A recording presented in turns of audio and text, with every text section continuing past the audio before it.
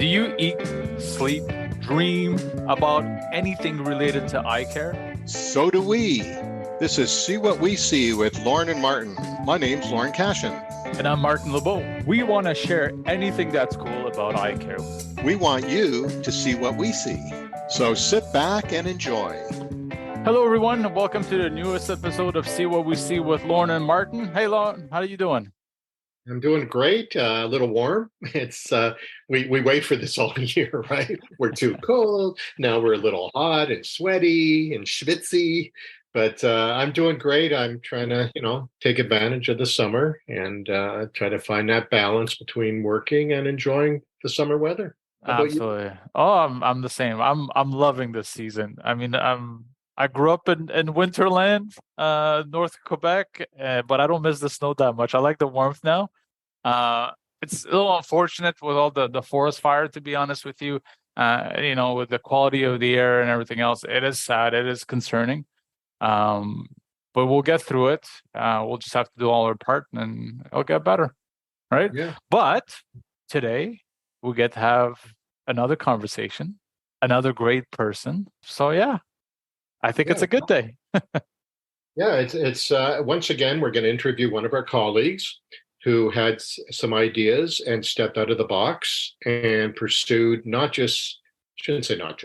she took from her dispensing career and went out into the business side of the optical business. And from that, as we're going to find out, this person really blossomed and they saw an opportunity, and she is a visionary and saw that opportunity and just took it and ran with it. So, I'd like you to introduce our guest for today, Trudi Charest. I would love to, Lauren. I just want to remind everybody that actually today's podcast is sponsored by Essilor Luxottica Canada, a great sponsor for the OOA, and we want to thank them. Well, it's my absolute pleasure to welcome one of our friends on the podcast today, our friend Trudi Charest. Hi, Trudi. How are you? I'm good. Thanks for having me. Oh, no, thank you for joining us. So maybe we can start just by letting you tell us a little bit about yourself, and we'll go from there. Wow. Okay. Let me add it. Well, I mean, obviously, I think I'm here because number one, I am a licensed optician and have been for over 30 years. And I'm sure you're going to get into the details of my career, but I'll say that I have worked in almost every sector of eye care. I started my career, like a lot of opticians, in retail optical. And I want to say I grew up in the business because my dad was an optician who owned an optical store next to two ophthalmologists in, Prince Albert, Saskatchewan. And I really followed his footsteps, and, he sold his business. I always want to say private equity was, live back then, and he sold his optical to a chain, and he ended up working for that chain. And that's where I started. And, I worked for an optical chain for quite a few years, progressed into outside sales and clinical consulting before starting my own business. And there's such a route of where I took, my career. And it all started because I was an optician. Well, Trudi, so we're going to get into all the different facets of your career because it's just fascinating. But you also have is it a degree or a certificate in human resource management? Yeah. University of Calgary. So does this form a basis, the knowledge you got there, did that skill enhance your career, to just get you, what role did that play, I guess is what I'm trying to say. We're opticians, right? We didn't go to business school. We didn't do anything like that. But you had that as part of your foundation. Yeah, well, it actually became part of my career as, a corporate trainer at a retail optical chain. So just to backtrack, while I was working for the optical chain, I was running some of their busiest, biggest 1-hour superstores, and saw an opportunity to progress my career and become a corporate trainer for that optical chain. And to date, I still think it's one of the, leading things I did in my career that took me in different paths. And that optical chain actually helped me go back to university while working full-time and get my HR certificate. And I became their corporate trainer recruiter for 170 optical stores. And I focused my HR certificate and my training on talent development, on, workplace effectiveness, on, training people and bringing out the best in people. And that HR training was really what I bring to my career every day. And that portion of your career as well, you're very successful at it.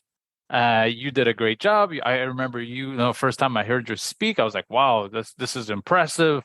That person's so easy and confident on stage. And, and I think it engaged with opticians really nicely and gave opticians confidence. So when did it happen? You said, you know what? I want to do something different. I want to open my own firm.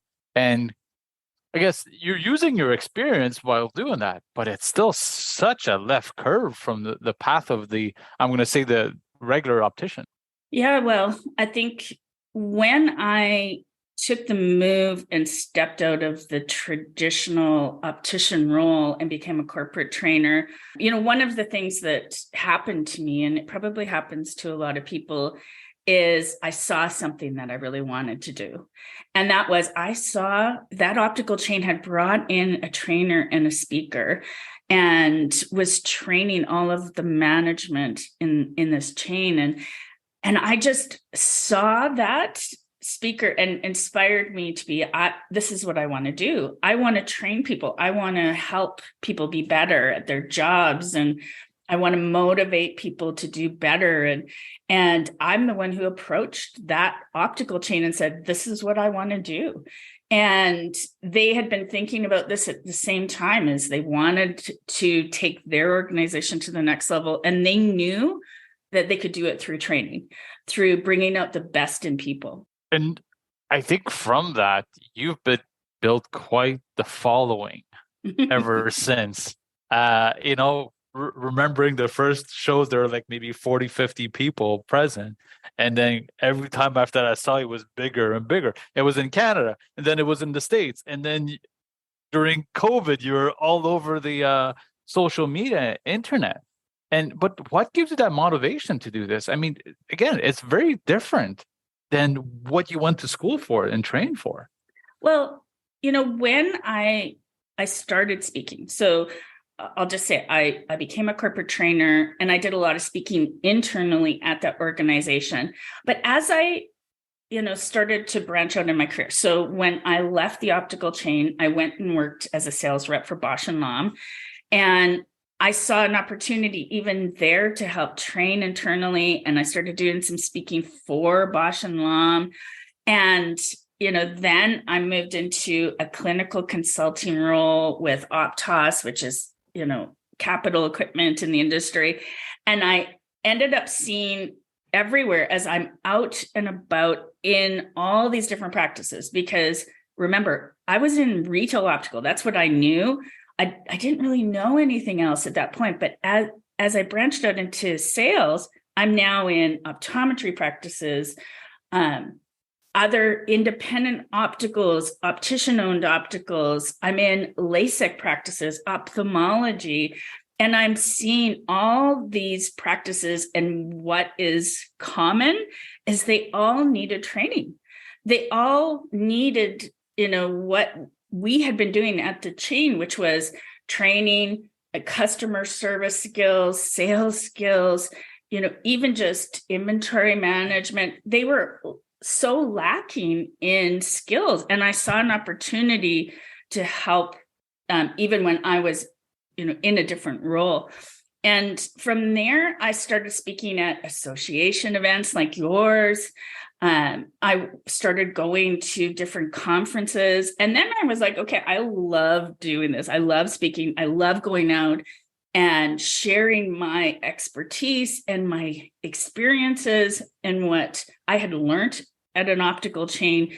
And I truly wanted to just go further with it. And so I started to apply it to conferences like Vision Expo and Seco and just larger conferences and trade shows to get to speak in front of larger audiences.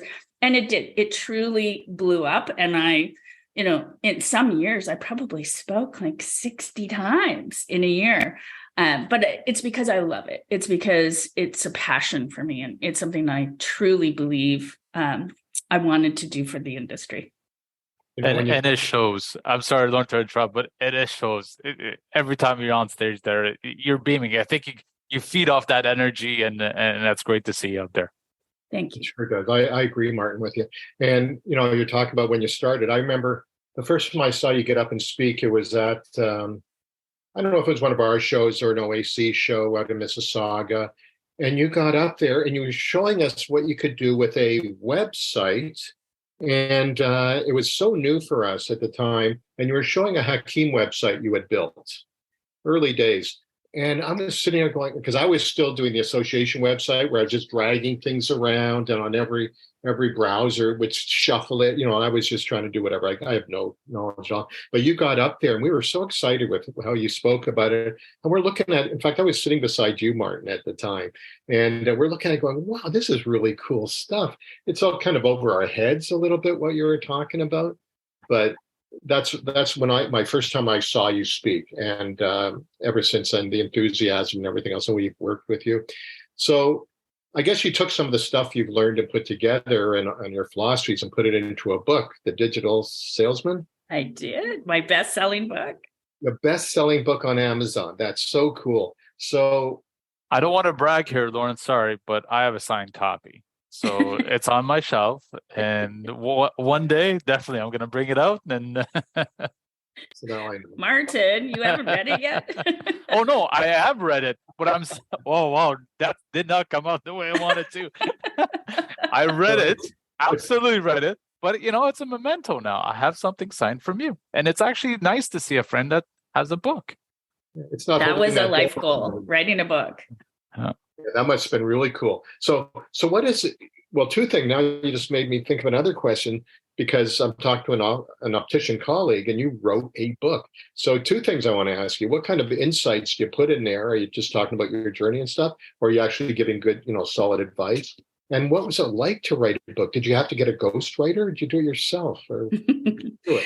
Well, okay, so probably a good segue into talking about the next stage of my career. So you heard I started retail optical. I went into sales with Bausch & Lomb. I went into clinic consulting with Optus. But from there, I ended up starting my own consulting business and landed a contract right away with an optometry buying group I recommend. And at the time, it was called Doctors Eyecare Network, now known in the industry as I Recommend. And I ended up becoming the VP of training to start off with, and truly taking all those skills that I had used at the retail optical into now helping optometry practices grow their business with the power of training. It didn't take very long at that buying group to see that there was also a big need for marketing. And that's when they asked me to also become the VP of marketing. And I truly knew very little about marketing. I knew a bit because I had started a job site, Jobs for ECPs. And that was my first business that I started. I started my consulting business, and then I started the job site, which is still alive today and the only really online job board for eye care professionals in Canada. And I had to learn how to build a website, a job site. I had to learn how to market it. And that was really my foundation in marketing. But when I became the VP of training and marketing for I Recommend, I was using every skill I had and really trying to understand what a practice and optical needed to market their business better. And I was researching every avenue, and I truly saw an opportunity, a gap in the industry. There was no real marketing agency in Canada for eye care professionals. And everybody was either using US agencies or international agencies, or they were using an agency that didn't know about eye care. So they were using a local agency in Toronto or Calgary, and they didn't understand the eye care industry. And so I was out searching for resources when I met my current business partner, Kevin, and he had an agency here in Calgary, where I'm from, and it was in a different industry. So he was helping home services and dentists. And I just saw what he was offering to these other, industries was what I wanted to bring to the eye care industry. Long story, he talked me into leaving my very lucrative vice president role and starting a marketing agency for eye care from scratch. And that we started that in 2015. It's a rags to riches, startup story for sure. We started with 5 employees with nothing. We were both working extra jobs to make ends meet because we couldn't even afford to pay ourselves. And we now have, 1,700 clients. We acquired a US marketing agency. We now have 135 staff. And, that story is the basis for the book. I wrote the book, and it is a sales book. It's got a lot of sales tips. It's called The Digital Sales Rep. It is focused on helping salespeople do better and learn how to use digital and social skills to sell more. But I've had optometrists read it, opticians read it, business owners read it, and everyone tells me there's fabulous business tips, business and sales tips, and everyone gets something out of it. But to your last question, Lauren, what was it like to write a book? I had a goal in my head that at one time I was going to write a book. I wanted to share some wisdom, but what happened over COVID when everyone shut down, and the story that I tell in the book of, how we lost $1 million in sales in 3 days, and how we tripled our business by the end of that year and got all that money back and tripled and more, is the basis of that book, because we did it through social and digital methods of outreach and just, being visible, being in front of people, helping them when they needed help, and just getting exposure for our business at a time when everyone else was just lost. And so the book, I was looking for help, and I ended up finding a company that I hired, and they have a coach. I didn't do a ghostwriter. You can do that. But I literally was coached, and I wrote the book in 6 months by sitting down every single Sunday and writing for 8 hours. That's how I wrote the book. Oh, interesting. Wow. Is there a second one coming out? There is. I'm actually doing some research right now. It'll be a follow-up, so it'll be kind of a second, series to this book, because so much has changed even in, the couple of years that I wrote it.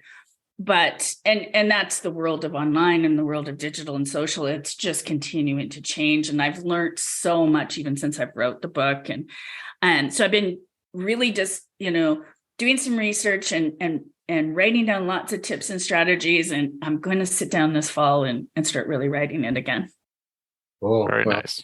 Good luck with that. I'm looking forward to reading the first one, and then I'll read the sequel too, right? I'll send you a signed copy. Mine is not as special anymore.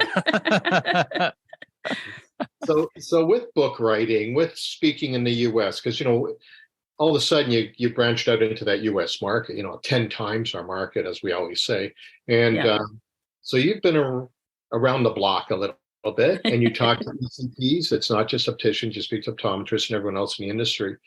So it's kind of a weird world right now, what's going on. Martin and I speak to colleagues on a daily basis, and everyone has certain concerns and that.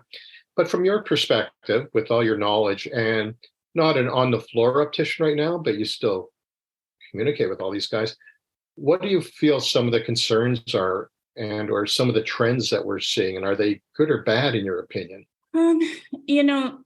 I guess there's a few things that I see, and you hear it from both opticians and optometrists is, is this still a viable business to even get started in? Should I become an optician? Should I become an optometrist? And first and foremost, I would say absolutely yes. I want to say we're recession proof to a degree, but the one thing that I have seen in 30 years of being in this business is you have to adapt, you have to grow, you have to change, you have to continue to follow what's going on and be one of those leaders in the changes that are happening. I will still remember the day that Walmart Optical opened an optical store in Walmart, and the optician industry thought this is the end, and it's not. And same with online, and same with e-commerce. It is not going away. We have to learn how to embrace it and live with it and change.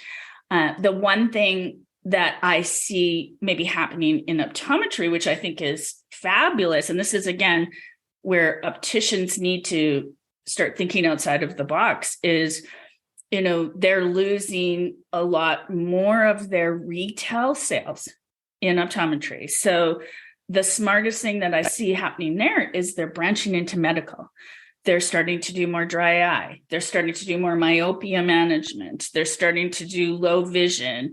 And this is a huge opportunity for opticians as well, is what else can we take on as opticians and not just, rely on optical sales and, the eyeglass sale. What else can we do and should we do? That's probably the biggest opportunity and I guess challenge at the same time. The other thing that still I see as a challenge is the fact that we as an industry are not still doing a great job of educating the public on the ongoing need for eye health and care. And I see it every single day. I see it in the trends and the stats, that come out of the Vision Council.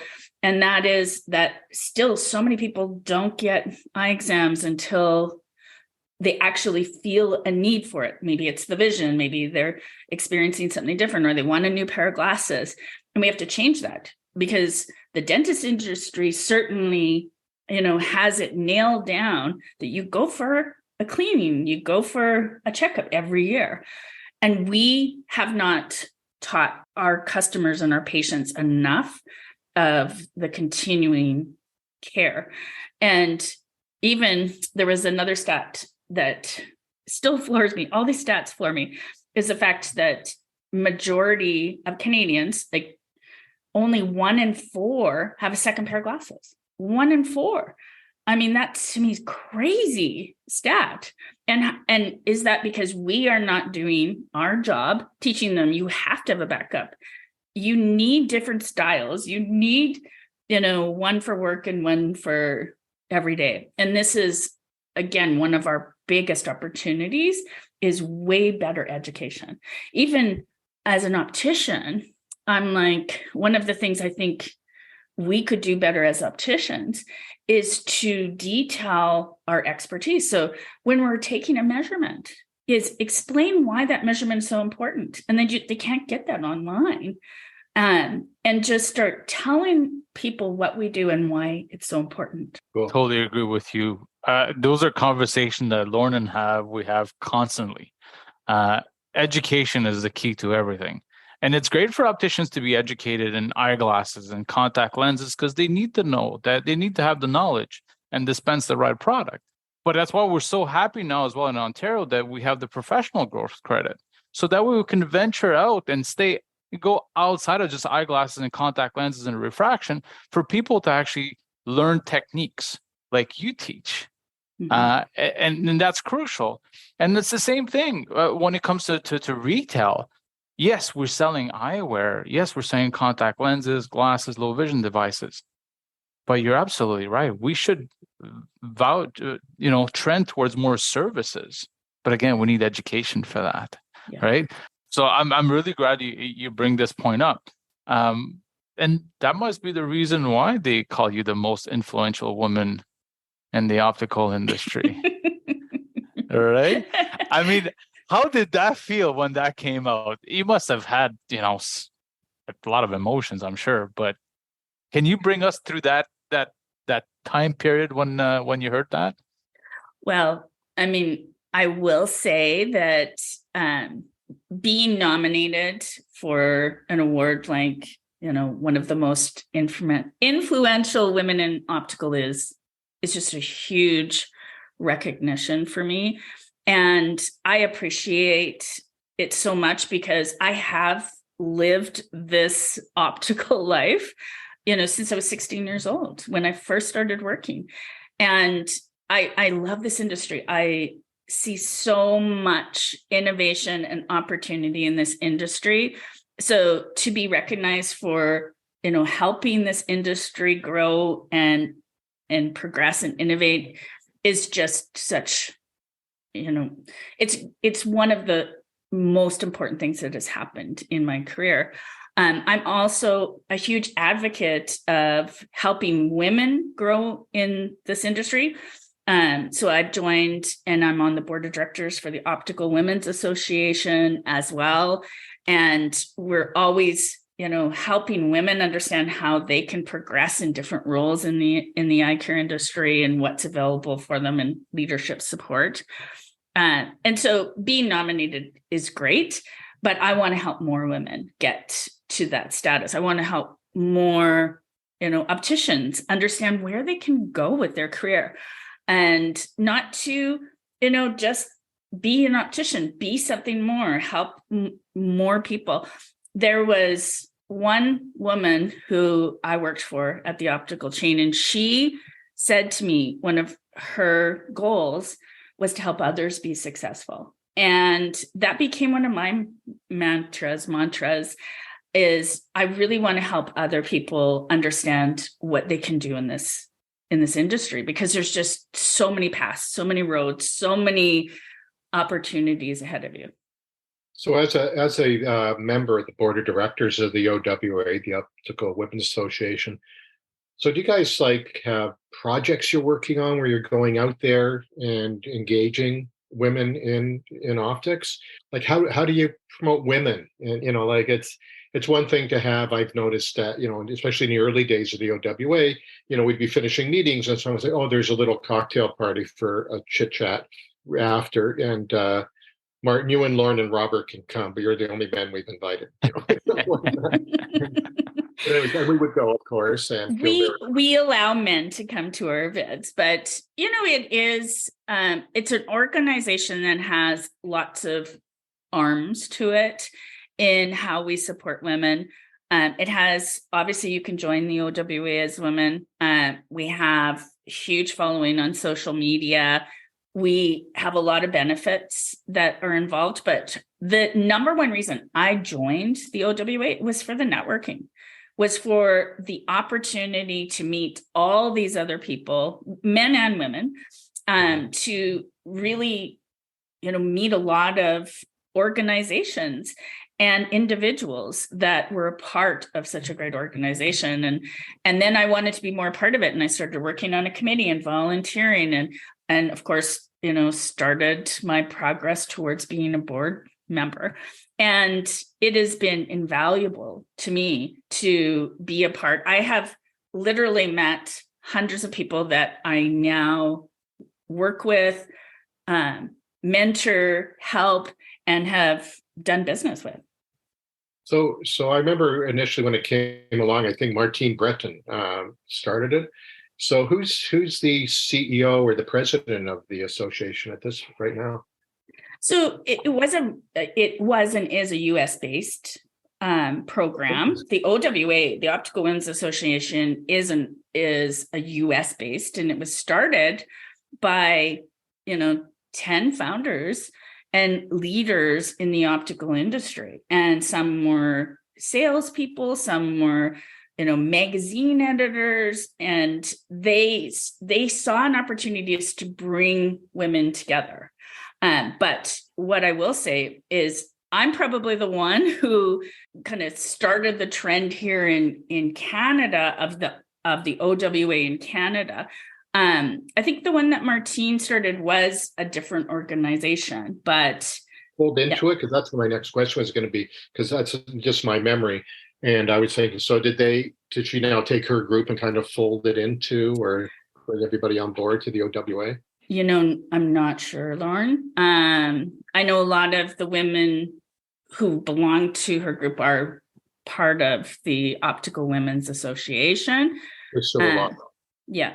But no, 20, it's interesting because over 15% of the Optical Women's Association is Canadians and growing. And so more and more women in Canada now know about the Optical Women's Association. So it's great. And we're starting to do more events again, coming out of COVID, starting to bring back some of the cocktail events. But the big networking events for the Optical Women's Association is Vision Expos. So I remember when we first started to hear about the OWA, it was again the smaller networking event, but now it's grown exponentially from what I've seen. I don't know all the ins and outs. I've read about it and had a couple conversations. We're lucky to know quite a few people part of the organization, but the industry as well has shifted quite a bit over the past, I want to say 10, 15 years towards, like, unfortunately, a lot of profession was male dominated. And now you see actually more women than ever in the optical industry, not only as opticians, but optometrists. And you see more and more women being leaders in the industry, so much more now than ever before. And I'm sure that's because of that type of support that you guys are providing. But what's the next goal, I guess, for the OWA? Like you said, they want to start putting more events in Canada. But what's going to be happening at those events? Are you thinking of education? Are you thinking, again, just networking? We would like to know.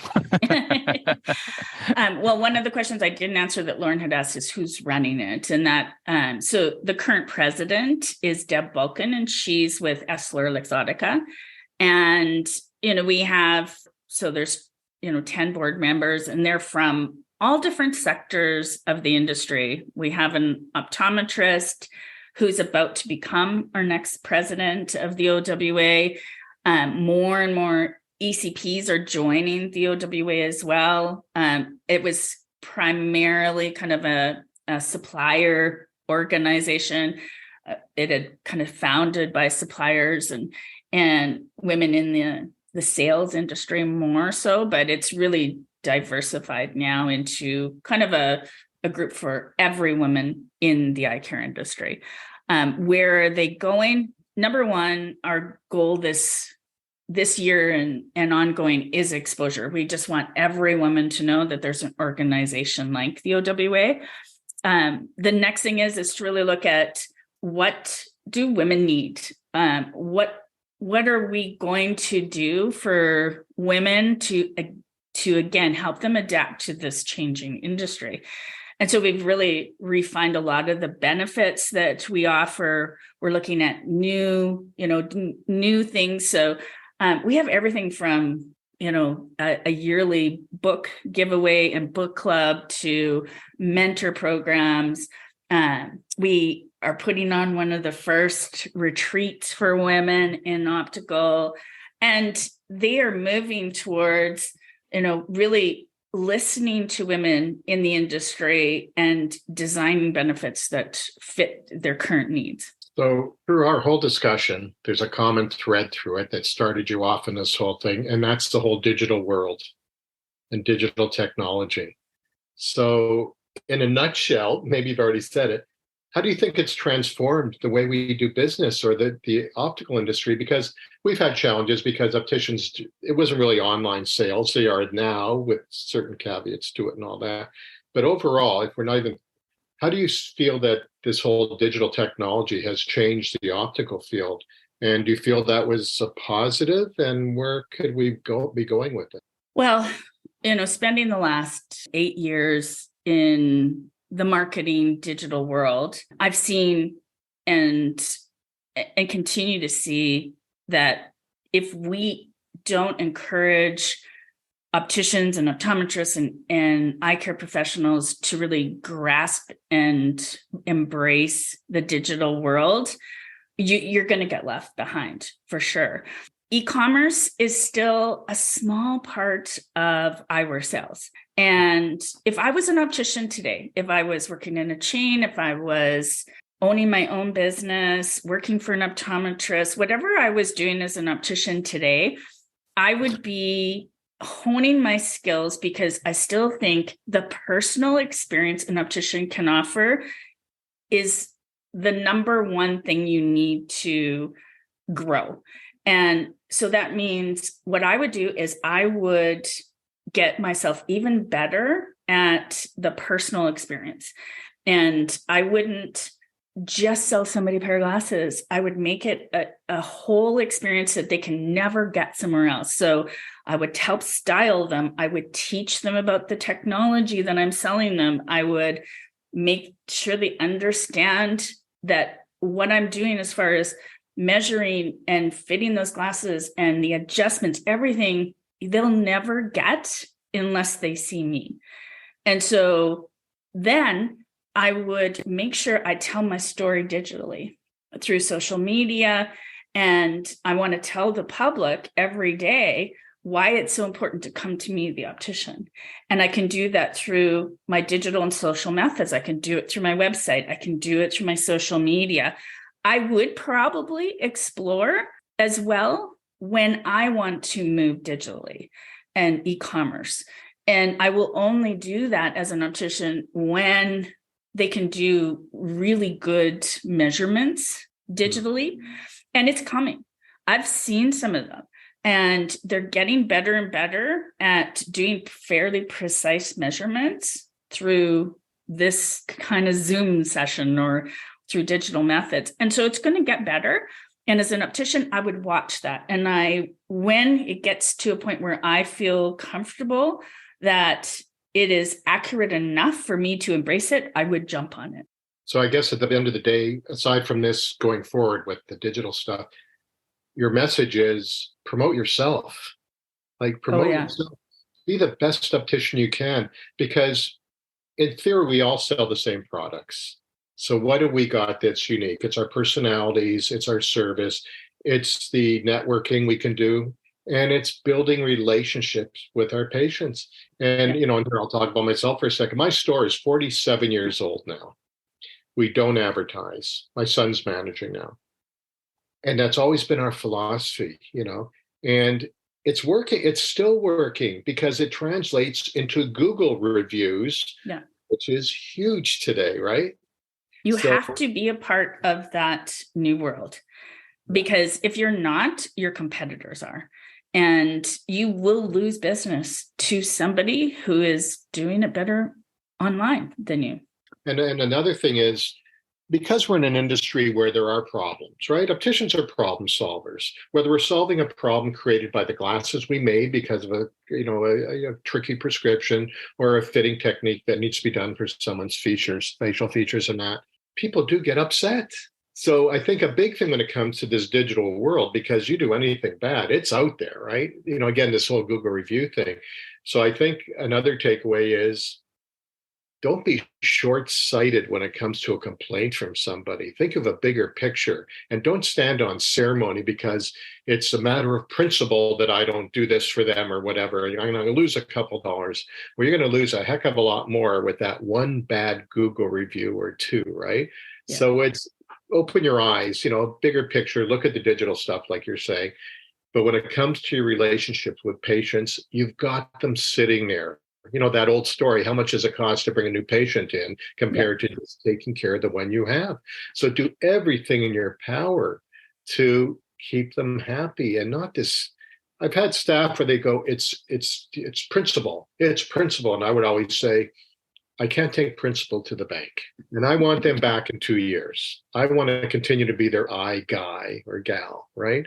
Yeah. So I think with what you've been doing, we take our personal skills and all that, and we let people know about it through the type of work that you do. In in all my years in this last phase of the marketing and social media, I only see a handful of eye care professionals in Canada taking advantage of the digital world, of doing a really good job of talking about, their skills and talking about why they're an optician and talking about what they do. And really, as I said, telling the story and making sure people know about it. Anyone can do this. It's not hard. It takes a little bit of effort, but anyone can jump on social media. And again, if I was, and I'm really active on social media, and I tell people this: follow me on LinkedIn, follow me on Instagram, but jump into one of the channels and start now and just start playing around in it, or follow some great opticians or optometrists who are doing it. You know what? I've got to ask you this before we go, because as someone who's so savvy with all this digital stuff and looking forward and having the foresight in that, do you see AI as a player or a role in our industry? It's the new hot topic, right? Yes, it is. I will tell you that I'm working on a special project, by the way, and I can't tell you too much about it, but I've partnered with Optical Prism magazine in Canada and Envision magazine in the US, and we are launching a very special project in the fall that is going to have resources more for the supplier world. So it's kind of a cool, nobody's really done this. And I will tell you that I am writing some of these big resources, these big content pieces, and I am just in love with Chat GPT right now. And it is just my new favorite little tool. Now, it is not replacing me writing. It's helping me write better and faster and more accurately, and with some flair that I maybe wouldn't have pulled out myself. And so AI, and I've been following a couple experts in AI, and it is going to be something everyone should at some point jump in. So I'll give you an example. If you are an optician who owns an optical store, what is one thing you could do with AI right now is you could go on Chat GPT and you could say, write me a 750 word blog about why people need blue light lenses. And it will write you a 750 word blog that will blow you away. Mm-hmm. And there's your blog for this month. And you could put it on your website and start getting great traction on SEO. And you know what else? It's unique. It's not a blog anybody else will have. So Chat GPT, these AI functions are so good at writing unique content. It is, and that's just one little piece. We're seeing now AI spreading to all different platforms. It's not just going to be content anymore. You're going to be able to, and this is why as a marketing agency, we're watching it, because you can already go to a platform and say, create me a 10-page website, for an optician, and it will do it. And you can prompt it and it's just going to, boom, create something for you. So is it going to change the business world? For sure. Is it going to replace some jobs? Probably. Is it something every business should be watching and utilizing? For sure. And almost all of it's free right now because they're just getting footholds. So it's a great time to jump in and test some things. I agree. But I believe for a lot of people, especially if they're not as computer savvy as other ones, that's something that's scary, right? The unknown is scary. So what advice would you give these people, right? I mean, again, yes, it's easy for us to say, Lauren, just sign up for ChatGPT and just play with it. But again, there's not that confidence. Is that information coming out of this all true? Is it proper? Can I actually publish that? Or do I look like I'm fake? How do we move forward for somebody, again, that does not have that confidence in trusting these type of systems? I hear it all the time because my book, The Digital Sales Rep, is all about, what you need to do digitally and socially. And I say to people in the book, first off, you because I hear it. I hear, I'm not going to do that. I'm too old. I've never even been on Facebook. And I say to them, you can start now. Like, don't be fearful of something you're not familiar with. Be fearless, because this is a world that is changing and adapting so fast that if you don't start testing some of these platforms, you're going to get left behind. And your business is going to get left behind as well. And you need to be progressive no matter where you are in your career, in your life cycle. You need to always be, open to what's new and what's trending. And so I will say, in my, opinion, I'm not young. I'm in the Generation X category. And it's important for people to know that I'm not a techie person, and yet I can teach myself anything, because it's easy with online right now. You can go to online and I'll be like, I'll say to Google, how do I do this? And Google will tell me. And so my biggest advice right now is just start something new this week. Is open Instagram and start an Instagram account and take some pictures of some glasses and some customers in your optical store. Just start there and start playing with some type of new technology, because technology is the way of the future. You're entirely correct. And I think that would be a great way to end a podcast like this with, advices. But before we actually let you go, because I'm always curious a little bit, what's next for you, Trudi? What's the next goal? Because I know you always have something on the back burner somewhere. I know everybody thinks I'm retiring, but I'm not. Surprise, surprise, is I'm actually reinventing myself a little bit. Okay. I loved the experience of writing the book. I love speaking, and I love helping businesses grow. And so my marketing agency is in the great hands of 135 staff and my business partners who are doing a great job of running it. And it's allowing me to now go out and do something that I really want to do for me.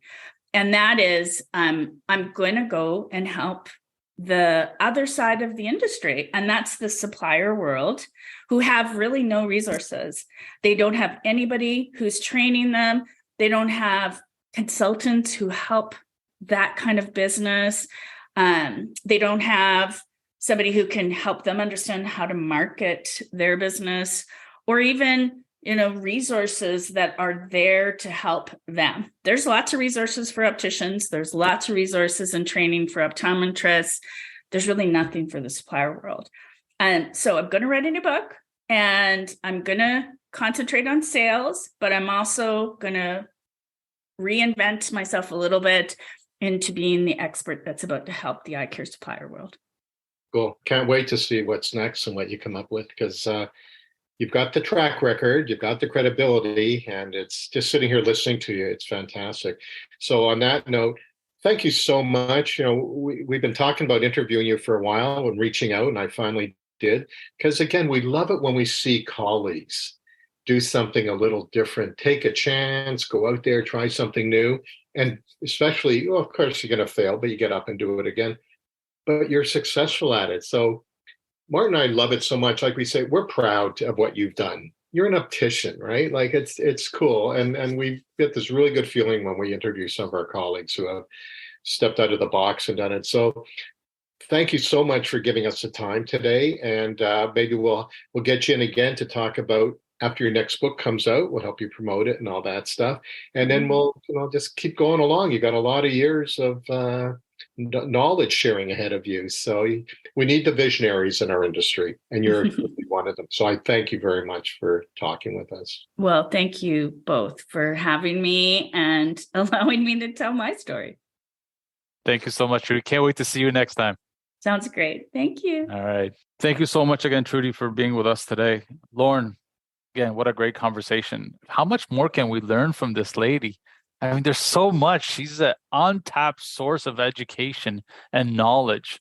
I find it so interesting, intriguing from where she started and where she's at now, and she's not done. She keeps on pushing the envelope. Oh, yeah. As we've watched her career in the companies she guided, again, just like we talked about, the first time I saw her get up and speak about websites, of course, it was so new to us. And what's this website stuff? And, it's the early days. But as you said, she just exploded with everything. Again, we keep using that same word, visionary. And we're very lucky we get to speak with a number of people who we can call visionaries. So Trudi's really done a number with it in every department, and she's not done yet. So, I think hopefully everyone enjoyed listening to our discussion with Trudi. And we'll have the information on our website, and that's so that you can get in touch with Trudi. And, if you want to deal with one of her companies or get advice or consulting in that, you'll be able to reach out. And of course, her book, The Digital Salesman, that's something that we recommend everybody read. And then we can't wait for her new book. And even though it'll be for suppliers, you can always pick some pearl of wisdom, no matter what the book is, because it relates to our industry.